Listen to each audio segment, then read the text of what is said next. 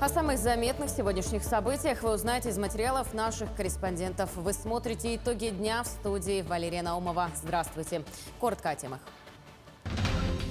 Мечта нескольких поколений якутян начинает сбываться. Ленскому мосту быть. Какой эффект возымеет уникальное архитектурное сооружение? Для чего и как используется пожарно-спасательное оборудование? В рамках профилактических работ в детских оздоровительных лагерях проводятся тематические занятия. До конца этого года якутские кадеты должны получить новое комфортное трехэтажное здание школы. На каком этапе находится строительство, расскажет наш корреспондент. Все участники стали свидетелями национальных традиций и обрядов. Впервые на Международной олимпиаде школьников Туймада был проведен эсэф. Более 500 юных борцов из 5 стран вышли на ковер турнира Павла Пенигина. Сколько золотых медалей завоевали якутские борцы?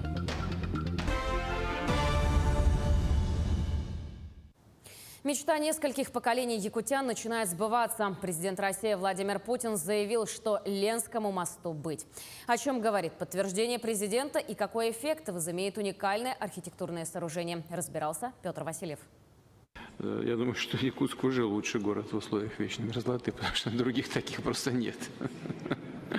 Это первое. Второе, мост, конечно, будем строить. Этими словами президент России Владимир Путин в ходе встречи с выпускниками РАНХИКС подтвердил давнюю мечту всех жителей республики. Ленскому мосту точно быть. Сегодня этот грандиозный инфраструктурный проект – это не просто соединение левого и правого берегов. Это символ единства запада и востока страны. Самый, что ни на есть, мост в будущее не только большой республики, но и всего северо-востока страны. В начале июня проектно-сметная документация мостового перехода была передана на рассмотрение глав госэкспертизы страны. Также строительство Ленского моста включено в мастер-план развития столицы.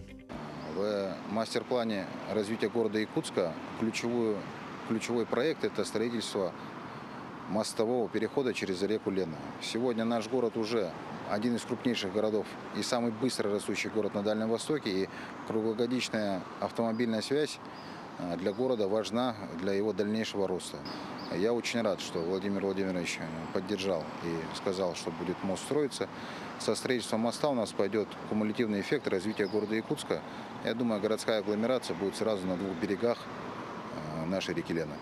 Проект Ленского моста разрабатывался с учетом особых условий строительства и эксплуатации. Низкие температуры зимой, интенсивный ледоход, сильные паводки, сложная логистика завоза материалов на крайний север. Здесь будут применены самые современные технологии в мостостроении, существующие сегодня в мире. Строительство будет вестись с применением самых последних технологических решений, включая BIM-технологии. Немаловажная часть будущего моста – это подъездные пути к нему, которые уже активно строятся. Мы 2 года назад уже ликвидировали несанкционированную свалку, проводили работы по строительству, трассировке подводящих дорог. И вот сейчас, как все жители города Якутска знают, идет строительство 4-полосной дороги в южном направлении. Это как раз-таки подъездной путь к мостовому переходу. Сегодня Якутия вплотную подходит к началу строительства Ленского моста, следовательно, и исполнению давней мечты каждого якутянина. А заявление и поддержка президента страны – это, как считают эксперты, сигнал того, что власти Якутии смогут довести строительство до конца. Петр Васильев, Евгений Байдин, Григорий Охлопков, Якутск. В рамках региональной недели в Якутии с визитом прибыла депутат Государственной Думы Галина Данчикова. В настоящее время депутат работает в Алдане. В ходе визита запланировано посещение социальных, промышленных и сельскохозяйственных объектов, а также ряд встреч. Подробности в нашем сюжете. На исходе лета на этом месте появится двухэтажный спортивный зал Алданской гимназии. С посещения строительства объекта депутат Государственной Думы Галина Данчикова начала работу во 2-й день пребывания в Алданском районе. В настоящее время ведутся работы по устройству фундамента. Монтаж модульного здания планируется во 2-й половине июля. Мы рассчитываем, что у нас на той неделе первая партия металлоконструкций пойдет. Движение поезда сюда неделя. За неделю мы сделаем фундамент и начинаем монтировать после 15-18 июля. В ходе пребывания в Алдане депутат посетила образовательные учреждения. В минувшем году в Алданском лицее был завершен капитальный ремонт по федеральной программе «Модернизация школьных систем образования». В очереди на утепление и облицовку фасадов еще 3 учреждения района. В настоящее время решается вопрос о проведении работ в школе номер 1. Продолжается капитальный ремонт и в учреждениях Алданской центральной районной больницы. По программе модернизации здравоохранения в 2022 была произведена реконструкция 3-го этажа стационара. На днях работы начнутся в отделении хирургии. С 15 июля мы начинаем ремонт 2-го этажа. Это хирургический профиль, хирургическое отделение, полностью замена системы отопления и полностью реконструкция отделения.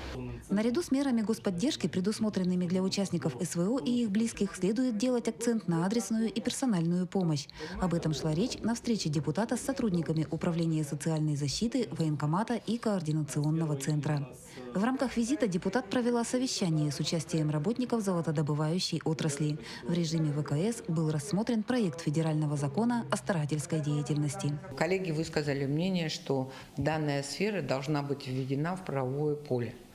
Но это должно быть все детально прямо прописано в законе.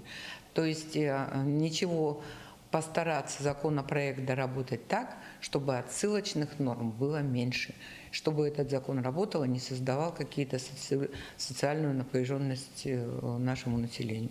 3-дневный визит Галины Данчиковой в Алданский район проходит в рамках региональной недели. По завершении работы в Алдане запланирован выезд в село Хатыстыр. Затем депутат Госдумы проведет ряд встреч в Томмоте. Татьяна Вахнина, Сергей Шипачев, Алдан. В Нерюнгри состоялось заседание Совета представительных органов муниципальных образований при Государственном собрании Ултумен Республики под председательством Алексея Еремеева. В своем приветственном слове глава Нерюнгринского района Роман Щегельняк отметил высокие темпы социально-экономического развития района и добавил, что подобные заседания призваны решить возникающие особо острые проблемы. На повестке стояли вопросы развития промышленности и геологии региона в условиях санкций, финансовый контроль и экологическая ситуация. Причем по последнему вопросу были обозначены самые острые темы, например, статус вахтовых поселков.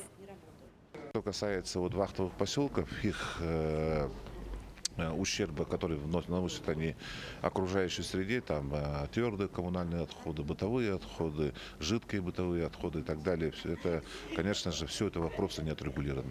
Поэтому Государственное собрание Ултумен вот буквально в начале июня внесло проект федерального закона о статусе вахтовых поселков на рассмотрение парламентской ассоциации Дальнего Востока и Забайкалья, который впоследствии будет внесен в стены Государственной Думы. Нам уже необходимо эти вопросы рассматривать, их социального характера, их вопросы ущерба для экологии, их нагрузки на социальную инфраструктуру наших муниципалитетов и так далее, и так далее. Оперштаб Якутии призывает пользователей интернета быть осмотрительными при рассмотрении непроверенной информации о ходе проведения спецоперации. Постоянный поток информации, поступающий в том числе из непроверенных интернет-источников, приводит к появлению и распространению недостоверной информации.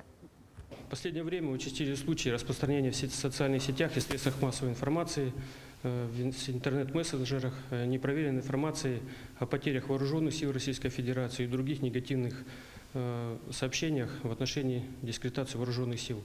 Попрошу всех опираться только на проверенные источники информации, на проверенные официальные средства массовой информации и руководствоваться только официальной статистикой Министерства обороны Российской Федерации в данных вопросах. В рамках организации профилактической работы с детьми инспекторы ГПН города Якутска совместно с представителями столичного республиканского отделения ВДПО проводят занятия во всех детских оздоровительных лагерях. Ребятам разъяснили, как и для чего используется пожарно-спасательное оборудование и какие средства спасения людей применяют при пожарах. Тему продолжит Марина Захарова. Профилактические мероприятия в детских оздоровительных лагерях проводятся ежегодно. Главной целью является приобщение детей к правилам пожарной безопасности и закреплению их знаний в данной области. Работы проводятся в познавательной игровой форме, чтобы помочь ребятам лучше запомнить полученную информацию. Сотрудниками Государственного пожарного надзора ежегодно проводятся совместно с представителями ВДПО профилактические мероприятия в местах оздоровления детей. Также ежегодно мы проводим благотворительную акцию. Сегодня посетили детей-сирот и детей, оставшихся без попечения родителей. Вручили им памятные подарки, фрукты и так далее. Дети очень рады нам, дети активно участвуют в наших мероприятиях, провели беседу на тему пожарной безопасности, практические занятия, провели викторину. Особый противопожарный режим высокого 4 класса на территории Якутска был установлен 4 июля и будет действовать до 3 августа. За прошедшие сутки было зарегистрировано свыше 30 природных пожаров, а ликвидировано 11. Запрещены въезд транспортных средств в лесные массивы, посещение лесов населением, использование мангалов и иных приспособлений тепловой обработки, а также разведение костров. С населением продолжит проводить профилактическую работу. С начала пожароопасного сезона на территории республики зарегистрировано свыше 300 природных пожаров. Проводится интенсивная работа сотрудниками органов Госпошнадзора по выявлению лиц, причастных к этим пожарам. Также организованы рейдовые мероприятия совместно с органами МВД, администрациями районов и другими заинтересованными министерствами и ведомствами в ежесуточном режиме. Так, уже выявлено свыше 30 виновных лиц в возникновении природных пожаров, 6 виновников по лесным пожарам, остальные это по ландшафтным пожарам. Ежесуточно в усиленном режиме проводятся рейдовые мероприятия патрульно-контрольными и патрульно-маневренными группами. Установлены посты, запрещающие допуск граждан в леса. Жители и гости столицы смогут отдохнуть в специально отведенных местах, о местоположении которых можно узнать на сайте администрации города. Марина Захарова, Григорий Охлопков, Якутск. Дорожный знак «Остановка запрещена» установят в районе дамбы в Якутске. В целях повышения безопасности дорожного движения в летний период времени планируется провести демонтаж дорожного знака дополнительной информацией. Время действия с числовым обозначением с 22 до 8 часов утра и установить дорожный знак «Остановка запрещена» с противоположной стороны в районе дамбы 202 микрорайона. С декабря прошлого года на территории Якутской кадетской школы-интерната ведется активное строительство. До конца этого года кадеты должны получить новое комфортное трехэтажное здание школы. Одновременно со школой ведется строительство нового контрольно-пропускного пункта и насосной станции. По завершении первого этапа начнется второй. Это возведение здания интерната. На стройке побывал мой коллега Александр Хавренко. Якутская кадетская школа-интернат была основана в 2000 году. Тогда под ее нужды была передана территория бывшей военной части. Дети и преподаватели жили и обучались в административных зданиях и казармах 80-х годов постройки. В скором же времени их ждет большое новоселье. Благодаря реализации федеральной программы образования и региональной программы «Новая школа» правительство республики приняло решение о строительстве новых корпусов для кадетской школы. И в декабре 2022 года строительство началось. На данный момент идет завершение возведения коробки здания, так называемой, да, это каркас здания монолитный. Ведется бетонирование последнего перекрытия, как раз на заднем фоне, наверное, видно. Значит, в течение 2 недель каркас монолитный будет завершен. Дальше идет закладка блоком. Внутри началась электромонтажные работы, штукатурка. В новом трехэтажном здании на 4500 квадратных метров расположатся учебные классы, лаборатории, библиотека на 160 мест, столовая на 100 мест и просторный спортзал. На данный момент ведется строительство первого этапа школы на 200 учащихся. И сейчас ведется работа по устройству колонн 2-го этажа и устройству перекрытия 3-го этажа. На данный момент стройготовность составляет 23%. Также ведется кладка контрольно-пропускного пункта и устройство насосной станции. Вторая очередь – это у нас интернат на 125 мест. Будет построено в следующем году. По заверению подрядчиков, строительство идет согласно графика. К декабрю здание школы будет полностью возведено, завершатся отделочные работы и начнется комплектация школы необходимым оборудованием и мебелью. Первый звонок в новой школе прозвучит весной 2024 года. Александр Хавренко, Виктор Дичковский, Якутск. А в Ленске активно идет строительство детской школы искусств. Напомним, возводить объект начали еще в 2021 году. Но первый подрядчик не выполнил условия контракта. В августе 2022 был заключен новый договор с другой строительной фирмой. За короткие сроки они возвели 2 этажа и приступают к 3-му. Строительный надзор осуществляет Управление капитального строительства администрации Ленского района. Осмотрела объекты наша съемочная группа. Архитектурно уникальный объект с нестандартными конструкциями в скором времени появится в Ленске. Строительство детской школы искусств возобновлено. Как мы помним, с заказчиком выступает районная администрация. Это будет ультрасовременная, комфортная, красивая. Но я не знаю, как еще подобрать аргументы и слова школа. Я думаю, что она, наверное, будет одна из лучших в Якутии, может быть, даже за ее пределами. Очень огорчает тот факт, в соцсети сейчас гуляет, что школа искусств не может построиться в течение нескольких лет. Но да, действительно, наверное, какая-то доля правды в этом есть, но только в том, что первый подрядчик, который был призван на стройку этой школы, он немножко подвел. Новый подрядчик буквально за несколько месяцев возвел 2 этажа, внутренние перекрытия, лестницы. Сейчас ведутся монолитные работы, обустройство опалубки. В скором времени появится 3-й этаж.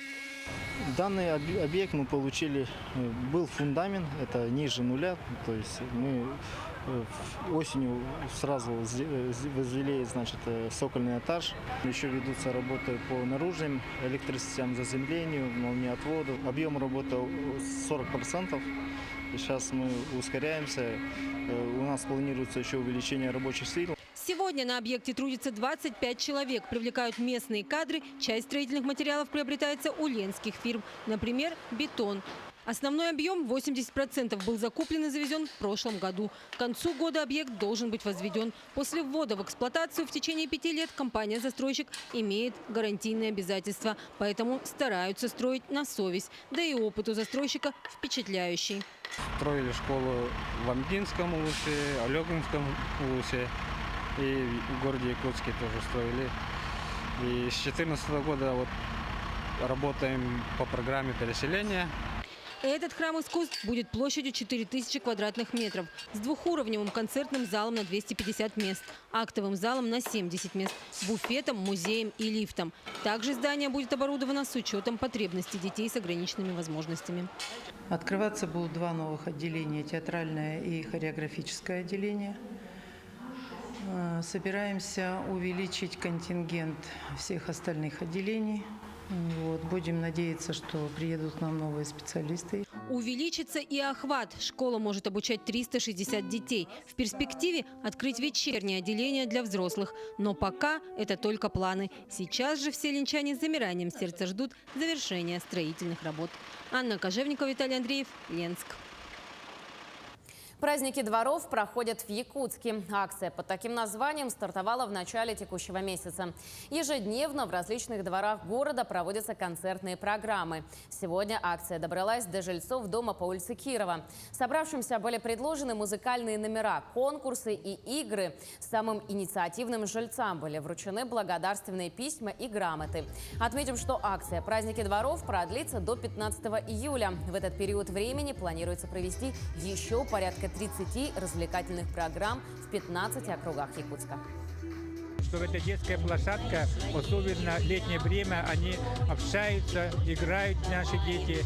И внимание обратить, потому что детские площадки сейчас есть федеральная программа, проект, что 1000 дворов, это которые должны инициативная группа. Мы хотим в следующем году, в 2024 году, попасть в проект. Поэтому инициируем такие встречи, чтобы жильцы знали, чтобы именно федерального бюджета получить финансирование и благоустроивать наши дворовые территории. Также в Якутске в преддверии Дня семьи, любви и верности проводятся различные мероприятия, приуроченные к этому празднику. Так, на территории сквера Карла Маркса прошла развлекательная программа «Арт-Атриум», которая включала в себя танцы, песни и стихотворения о любви. На сцене помимо приглашенных артистов могли выступить и желающие. Также участникам мероприятия был проведен мастер-класс по изготовлению народного традиционного оберега «Неразлучники», символизирующего семейное счастье. Программа «Арт-Атриум» будет продолжена и завтра. Такие мероприятия очень, я считаю, что надо проводить, потому что это, во-первых, сплачивает народы, дружбу, ну и, конечно же, любовь к своей родине. Семья – это когда понимает без слов друг друга. когда любит не за что-то, а просто так, за то, что он есть, за то, что я есть. Хорошо поработали, еще лучше отдохнули. Для участников Международной олимпиады школьников Туймада провели эссэх. Юбилейная олимпиада стартовала 3 июля. Школьники в течение недели состязались в знаниях по 4 дисциплинам. А пока подсчитываются результаты, участникам в полной мере продемонстрировали все якутское гостеприимство. О том, как это было, расскажет Мария Кардашевская. Впервые за всю 30-летнюю историю Международной олимпиады Туймада в местности Ортодойду проводится эгэх. Ребята из разных регионов страны дружно встали в огохой. Будьте лучше всех, создавайте мир. С такого благословения ректора Малой академии наук начался традиционный обрядовый праздник для гостей столицы, приехавших на ежегодные интеллектуальные состязания в Малую академию наук. По словам руководителя, главная задача олимпиады – сплотить ребят из разных стран вокруг одной цели – создать лучшее будущее. Обычно олимпиадники – это студенты очень напряженные и углубленно занимающиеся своими задачами.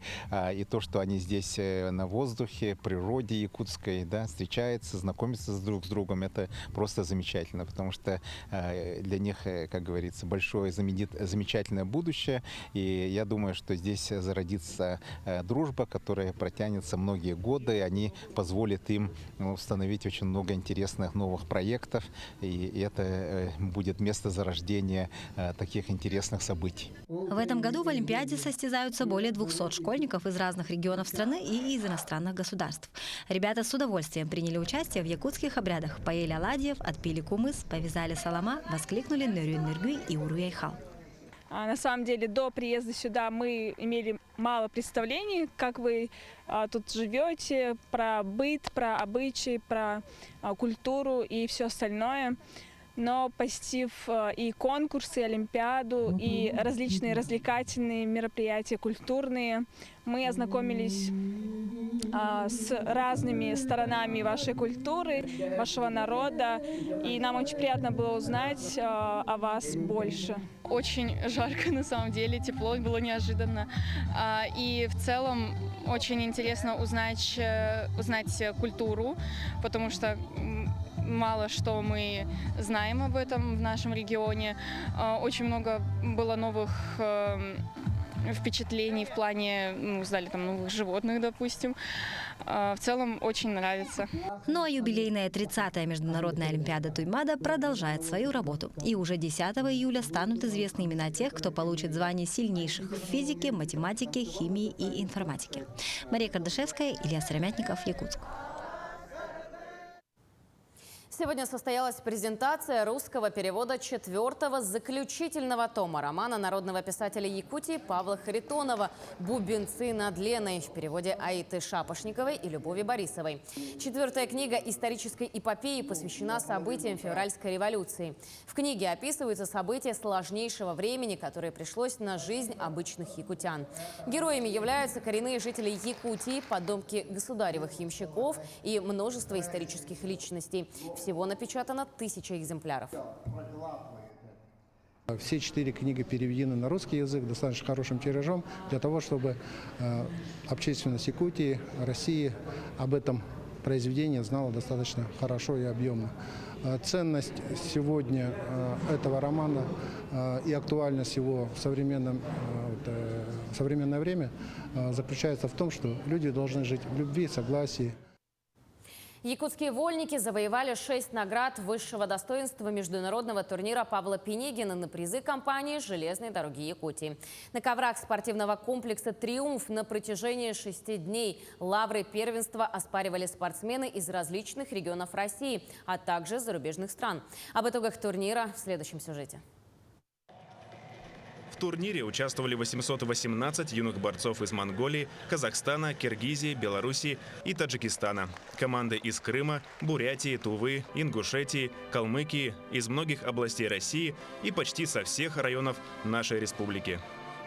Хочу подчеркнуть и благодарить наших генеральных спонсоров «Железные дороги Якутии», который раз проводит этот турнир. Вот наши гости, вы все приехали здесь бесплатно, которые оплатили железную дорогу Якутии. Вы здесь живете бесплатно. Нигде такого нету. Конкуренция по всем весовым категориям была острая. Побеждали, конечно, наиболее подготовленные. Это борцы Республики Саха, Ингушетии, Дагестана, Тувы и Забайкальского края. Но и гости привезли перспективных спортсменов. Приехали, Якутск очень нравится. Это соревнования очень большие уровни. Так много дети участвовали, хорошие. Победителям и призерам награды вручали знаменитые спортсмены и генеральные спонсоры турнира. Хорошо поборолся, 5 кругов, соперники хорошие, все достойные. Хорошо тренировался, первое место занял. Мы очень рады тому, что мы участвуем в развитии юношеского и детского спорта в республике. Привлекаем внимание других регионов, других стран к этому виду спорта, к нашей республике. И мы надеемся, что по результатам вот этих вот ежегодных соревнований будут появляться новые звезды именно с нашей республики. Турнир прошел на высоком организованном уровне. Юным борцам он дал соревновательный опыт. А наши тренеры отбирали претендентов в сборную Якутии на игры «Дети Азии» 2024 года. На сегодня у нас все, но мы продолжаем следить за событиями. Оставайтесь с нами.